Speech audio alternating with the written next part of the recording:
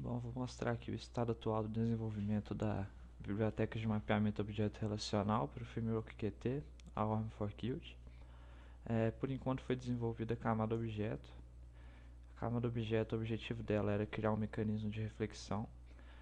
Nesse mecanismo de reflexão, o objetivo seria a gente conseguir descobrir quais são os atributos que uma classe contém. A gente conseguir acessar esses atributos, né, setar e obter valores desses atributos. E também um mecanismo para adicionar metadados. Foi criado um mecanismo de anotações próprios, utilizando macros. É o que eu vou mostrar aqui. Bom, então vamos fazer a demonstração. Vou fazer o download do projeto no GitHub. O projeto está sendo mantido nesse endereço aqui, github.com/micdog/arm4qt. Então tem o projeto todo aqui. Vou fazer um download.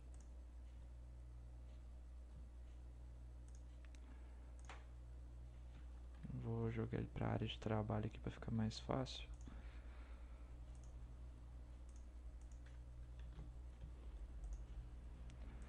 Extrair ele aqui. Bom, o projeto utiliza o framework Qt, então ele foi criado na IDE Qt Creator, que faz parte do ambiente de desenvolvimento do framework. Quando a gente baixar o projeto, a gente tem aqui duas pastas. Essa pasta ARM4Qt é onde está sendo desenvolvido a biblioteca propriamente dita. E aqui na pasta testes, a gente tem uma série de testes unitários para avaliar o funcionamento da biblioteca à medida que ela vai sendo desenvolvida e modificada. Bom, eu vou abrir o projeto principal aqui.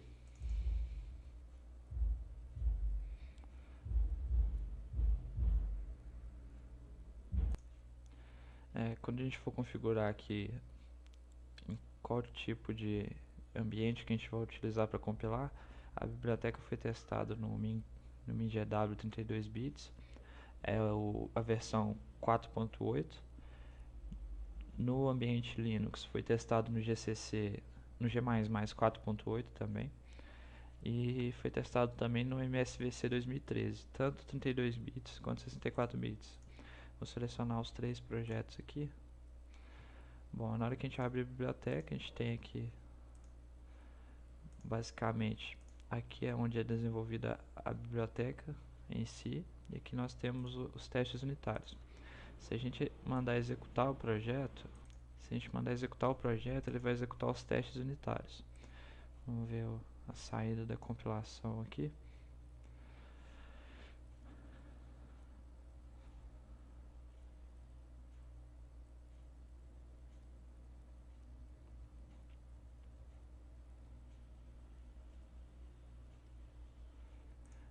Aqui a saída da execução do projeto. Está aqui os testes unitários sendo executados. Para mostrar mais facilmente como funciona a camada objeto, esse sistema de reflexão, vou fazer o seguinte: eu vou fechar o projeto aqui, vou criar um novo, criar um projeto em branco aqui, teste reflexão, vou colocar para rodar no MSVC 2013 64 bits nesse compilador, certo? Uma coisa que a gente tem que configurar aqui no arquivo de projeto, a gente tem que falar que o projeto utiliza diretivas da especificação C++11. A gente pode remover aqui o módulo GUI, para esse exemplo eu não vou utilizar a interface gráfica, e vou falar que esse projeto aqui é um aplicativo comum, executável.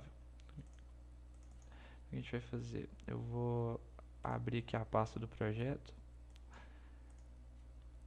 e naquele download que a gente fez, eu vou copiar a pasta ARM4Qt aqui para dentro, para a gente poder ter acesso aos arquivos da biblioteca. Então, voltando lá no Qt Creator, a gente vai pedir para adicionar um diretório existente ao projeto. Ele já vai detectar o diretório ARM4Qt aqui. A gente vai dar OK.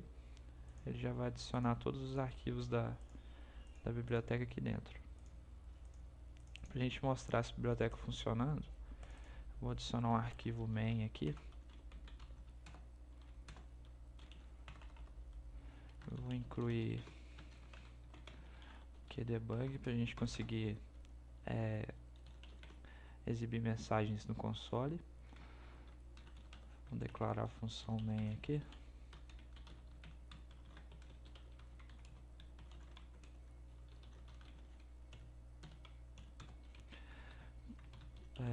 Só para não exibir aquelas mensagens do argc e argv não estão sendo utilizados, os warnings de compilação lá, eu vou utilizar essas macros aqui. Ok, se a gente compilar aqui, vai compilar normal e não vai exibir nada na saída do aplicativo aqui. Vamos utilizar agora aqui uma nova classe, vou chamar a classe de livro, e a gente vai mostrar o sistema de reflexão agora. Vou apagar o construtor padrão aqui, a gente não vai precisar criar um construtor próprio. Vou declarar uma área privada aqui. Vamos adicionar alguns atributos. Vou adicionar aqui um ID. Eu vou incluir aqui o keystring, para a gente poder adicionar aqui um atributo nome. Outro atributo que a gente pode colocar, double preço. Outro aqui, vou adicionar um do tipo ponteiro, editora. Vamos ver outro aqui. Acho que seriam só esses. Eu já coloquei edição? Não. Vamos colocar aqui tal int edição. Vou colocar outro ponteiro aqui. Esse m underline aqui é o que eu geralmente coloco, esse prefixo antes do nome dos atributos privados, só por questão de convenção mesmo. Então beleza. Dessa maneira, esses atributos estão na seção privada da classe, então eles não podem ser acessados externamente de nenhuma maneira. Só vou colocar mais uma coisa aqui. Vou inicializar os ponteiros apontando para nulo. Beleza. O que a gente vai fazer? A gente vai utilizar o sistema de anotações aqui criado pela camada objeto para a gente conseguir acessar esses atributos externamente e para a gente conhecer esses atributos. Então eu vou incluir aqui o cabeçalho ORM4Qt Annotations. Essas annotations aqui é onde estão as macros de anotações. E sempre no final da classe a gente vai colocar essas macros aqui, ó. ORM4Qt begin, ORM4Qt end. Todas as anotações deverão estar entre essas duas macros. Depois eu vou colocar uma anotação para a classe. Falar que o nome da classe é livro.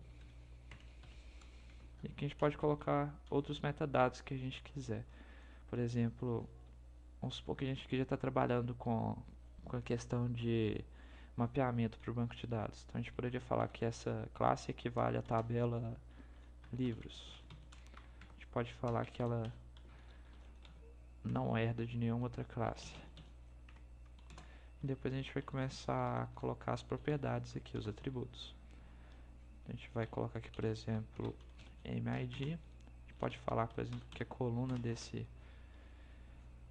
atributo seria a coluna ID.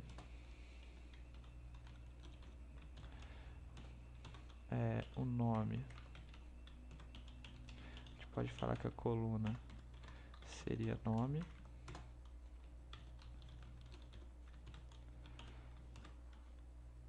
Preço, a coluna seria preço também.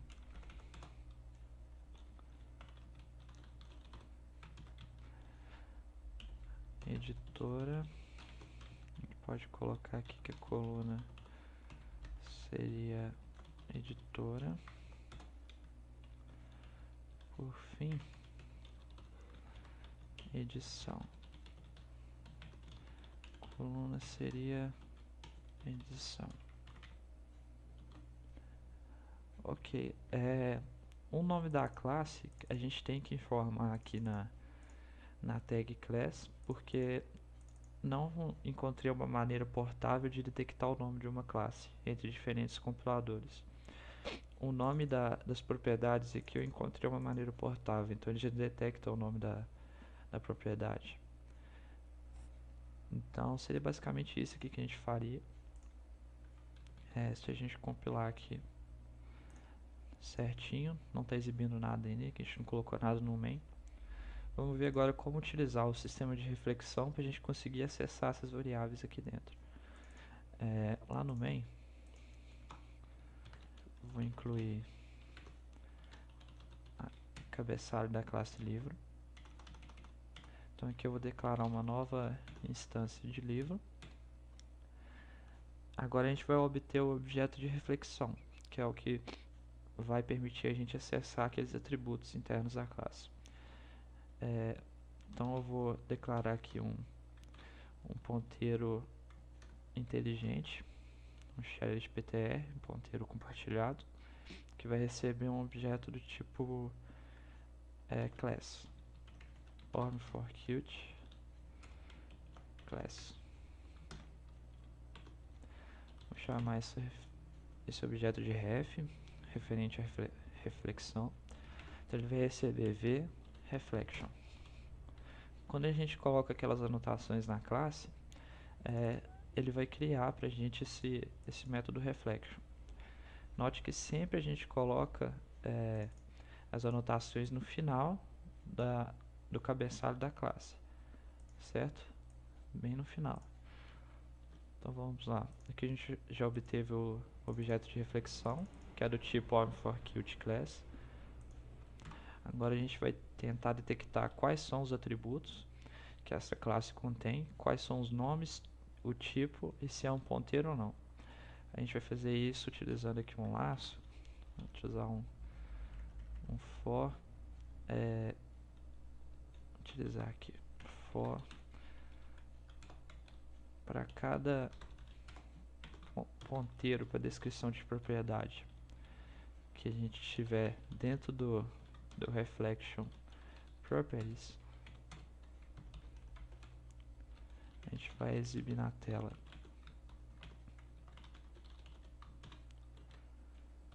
vamos lá, %1, %2. Opa. Então a gente vai exibir primeiro o nome da classe. A gente vai pegar aqui essa propriedade tags, permite que a gente acesse os metadados inseridos naquelas anotações. Se a gente voltar lá, todas essas chaves e valores aqui, name, livro, table, livros, inherits, column, enfim, isso aqui pode ser acessado através da propriedade tags. Tanto essa referência aqui da reflexão da própria classe tem essa propriedade tags, quanto as referências às propriedades também tem essa propriedade tags. Então a gente vai acessar as tags. Eu quero saber o valor da chave name e eu vou converter essa saída para string. Que os valores armazenados dentro das tags, eles são armazenados numa instância do tipo kVariant, que é basicamente como se fosse uma union inteligente, que armazenasse um aglomerado de diferentes tipos de dados. Então, quando a gente vai acessar esse valor, a gente tem que converter para o tipo que a gente quer exibir, ou quer obter. Segundo, eu vou exibir o tipo dessa propriedade. A gente vai utilizar o que é metatype. Acho que eu tenho que metatype. Será que eu tô... É esse mesmo, que é metatype. Type name. Essa propriedade, essa referência à propriedade que a gente tem uma um método chamado type, que retorna para a gente um ID referente ao tipo daquele atributo. Se a gente utilizar essa função que é metatype, typeName, e passar esse número, a gente obtém uma descrição em forma de string do nome do tipo. É o que a gente vai exibir aqui. E por terceiro, eu vou exibir se a propriedade é um ponteiro ou é uma constante. A gente tem aqui a função isPointer. Então, se ela for verdadeira, eu vou exibir que é um ponteiro. Caso contrário, eu vou exibir que é uma constante. Se a gente executar isso aqui, a gente já obtém uma saída aqui com o nome de todos os atributos, que é MID, MNome, MPreço, MEditor, MEdição, o tipo de cada um, int, keystring, double, keystring, int, e do mesmo modo que está declarado lá na classe livro, os 3 primeiros atributos são constantes e os 2 últimos são ponteiros. Com isso a gente já consegue conhecer a estrutura interna da classe. Vou mostrar aqui agora também, deixa eu só comentar essa parte que a gente já fez, como acessar as meta-informações da classe. Vou mostrar melhor como funciona essa propriedade tags que eu citei anteriormente aqui. O que a gente vai fazer? A gente vai fazer um laço aqui de novo. Eu vou pegar aqui uma propriedade, uma variável automática, que eu vou chamar de iter. Ele vai receber referência tags. Essa variável tags, ela é uma tabela hash. Então a gente pode navegar sobre a tabela hash utilizando iteradores. Para isso a gente vai utilizar essa notação aqui, ó. A gente vai apontar o iterador para o início. Enquanto o iterador for diferente do final da tabela hash, a gente vai incrementar o iterador. Aí a gente vai exibir na tela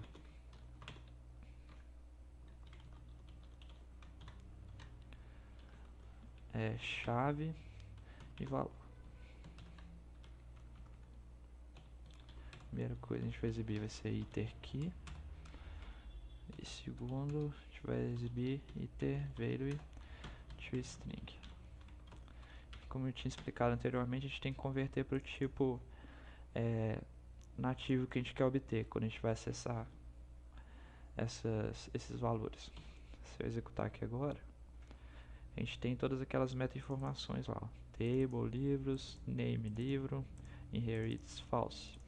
Se a gente quiser acessar uma meta-informação em específico, a gente vai usar aquela anotação que eu já expliquei ali em cima. Por exemplo, aqui debug ref tags. Vamos supor que eu quero saber a tabela que equivale a essa classe. Então eu vou utilizar table toString. Ele vai exibir o valor que está armazenado nessa meta-informação. Se eu quero exibir, por exemplo, uma variável que não é do tipo string, um valor. Eu vou pegar, por exemplo, aquela propriedade inherits, converter para booleano. Valor false. Os mesmos valores que a gente colocou lá. Se a gente tentar acessar uma propriedade que não existe, se eu não me engano, ele vai retornar um valor vazio. Vamos testar aqui. Vou converter para toString. Vou colocar qualquer coisa aqui. Valor vazio. Isso mesmo. Agora vamos ver como modificar os valores dos atributos da classe. A gente vai fazer o seguinte. A gente vai utilizar aquela referência ao reflection. A gente vai ter uma propriedade aqui dentro chamada properties. Isso aqui é basicamente uma lista de propriedades, então a gente pode acessar um índice. A primeira propriedade que está lá é o id, então vou acessar o índice 0. Dessas propriedades a gente tem duas funções que permitem acessar e ajustar valores dessa propriedade, que são o método value, que permite obter o valor. A gente tem o set value. Então o que eu vou fazer? Eu vou utilizar o set value e vou mandar o valor aqui 50. Depois eu vou mandar o valor 100. Depois eu vou mandar o valor... Mandar uma string menos 12. Vou explicar o que é isso aqui depois. Esses métodos setValue, eles recebem como parâmetro, vou mostrar aqui, um keyVariant. Então, é aquele container genérico que eu citei anteriormente que pode armazenar vários tipos de valores diferentes. Então, quando a gente for mandar um valor para ser setado, a gente tem que mandar um valor que pode ser convertido para o valor alvo daquele atributo. Aqui, por exemplo, eu mandei uma string, menos 12. O keyVariant é inteligente o bastante para tentar analisar essa string e tentar convertê-la para um inteiro, certo? Eu vou mandar aqui também, por exemplo, para vocês verem, 10.5, esse aqui seria um double, só que o keyVariant é inteligente o bastante para converter para inteiro também. Mas se a gente mandar um valor que realmente não pode ser convertido, por exemplo, eu vou mandar aqui um setValue, vou incluir aqui o cabeçalho da classe kDate. Eu vou mandar uma data para ser setada aqui, corrente date. Isso aqui vai gerar uma exceção. Vou colocar um ponto de parada aqui, só para a gente ver a modificação desses valores dentro da classe. Só observando aqui novamente, todos os atributos que a gente está tentando manipular aqui são privados. Então não existe uma forma de acessá-los e setar valores utilizando a própria referência da classe livre. Então nós estamos utilizando o objeto de reflexão. Vou mandar executar em modo debug para a gente conseguir ver as modificações aqui. Está compilando.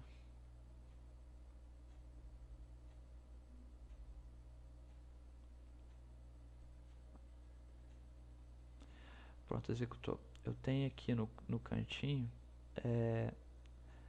a referência ao objeto livre, eu chamei de V. Eu tenho aqui o MD com esse valor aqui, que é um valor de inicialização. Aí pegou um lixo de memória e inicializou com esse valor. Quando a gente utilizar essa função, esse valor aqui deve mudar para 50. Vamos ver aqui. Vou mandar executar uma linha. Mudou para 50, tá vendo? Se a gente mandar executar de novo, ele vai pegar o valor 11, que ele converteu o double aqui, ele arredondou para cima o valor. Se a gente executar aqui agora, vai pegar para menos 12.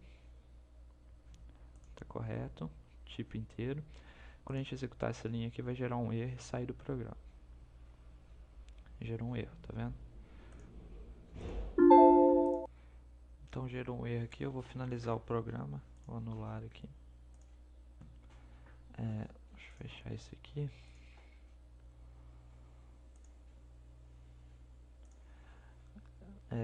Dessa maneira que a gente pode ajustar qualquer um daqueles atributos.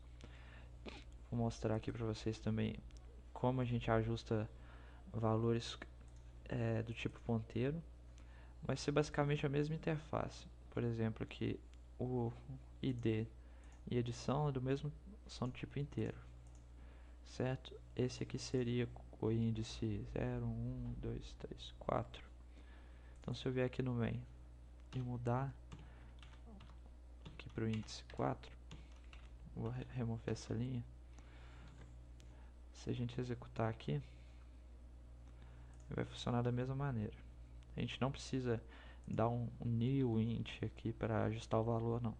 Ele vai automaticamente, o sistema de reflexão vai instanciar um novo objeto, vai ajustar no atributo e vai deletar a referência antiga.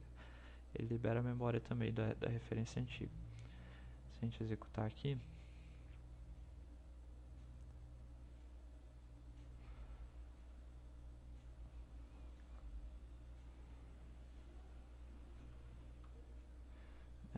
vamos lá, tem aqui o V, o foi edição, né? Tá apontando para nulo. Assim que eu fizer o F10 aqui, ele vai apontar para uma, cadê edição? Vai apontar para uma região válida com valor 50, certo? Se eu executar de novo, está apontando para outra região com valor 11. Executar de novo, menos 12, ok? Finalizar a execução aqui. Então, a partir disso, a gente pode ajustar e obter valores de qualquer propriedade. Eu não mostrei aqui obtendo o valor, mas a gente pode colocar isso aqui. Utilizaria basicamente essa notação aqui, ó.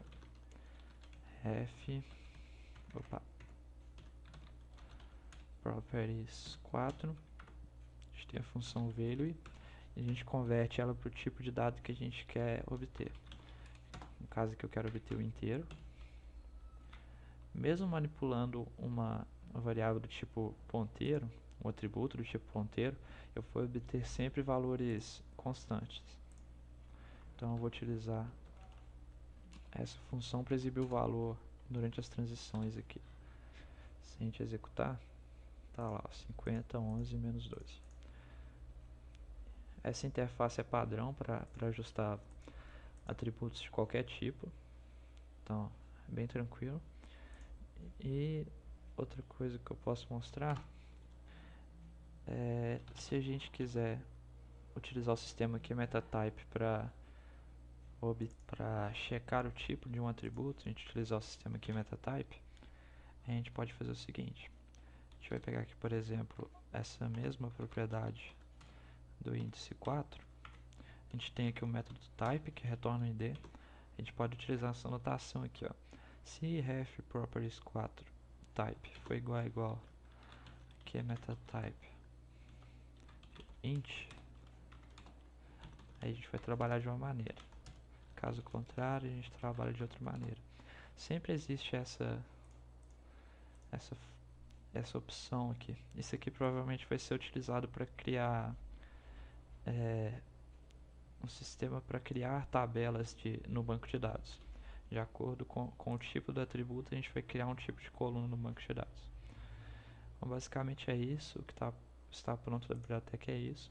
Agora vai ser feita a camada de armazenamento, que vai utilizar esse sistema de reflexão para construir as sentenças SQL para executar no banco. Então, basicamente isso. Até mais.